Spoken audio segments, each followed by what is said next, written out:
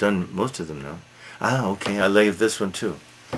One is never so happy or so sad as one imagines oneself to be. I value this one tremendously. But once again, it comes back to this unknowability of ourselves. But I won't dwell on that. But you see it. It's in everything, he says.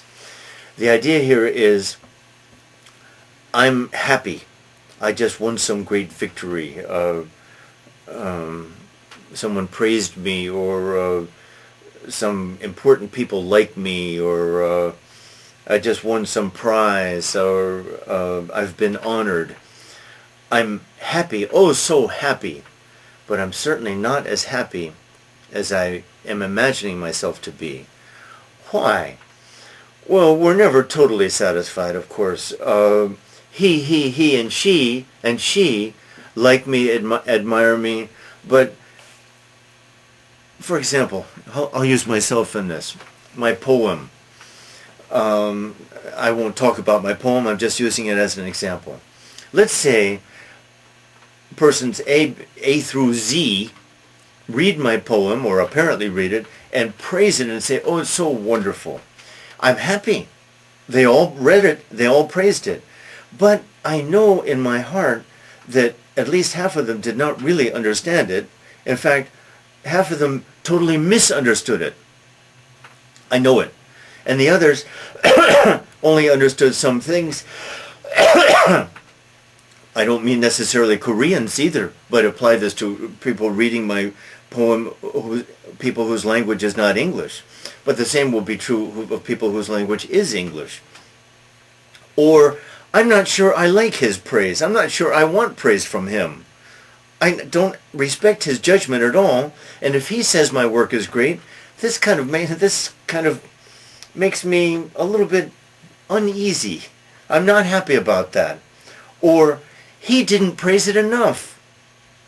He seems to like it, but I see something in his reaction which means it's okay, but not great. And on and on and on. Now, this point is obvious, I think, in joy, happiness, satisfaction, whatever. In sadness, in desolation, is it true too? It's harder to defend in this, but I think it's still defensible. I think the idea is still correct.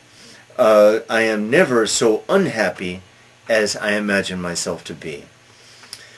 This partly supposes, I think, our masks, our theatricality, theater. We're always putting on an act for someone, and as the earlier Maxim said, we are putting on acts for ourselves. And this is true. Oh God, my gloom, my disappointment. Oh God, I'm crushed. I'm watching myself do this, right? And that part of me that's watching myself do this is not so sad. At very least you can say this. At very least. And we work from there. It fits together with the when something bad happens to my friend, something in me is not very saddened by this. This extends, I wish he had said more, but I'm not sure it's possible to say more. My heart is broken by something.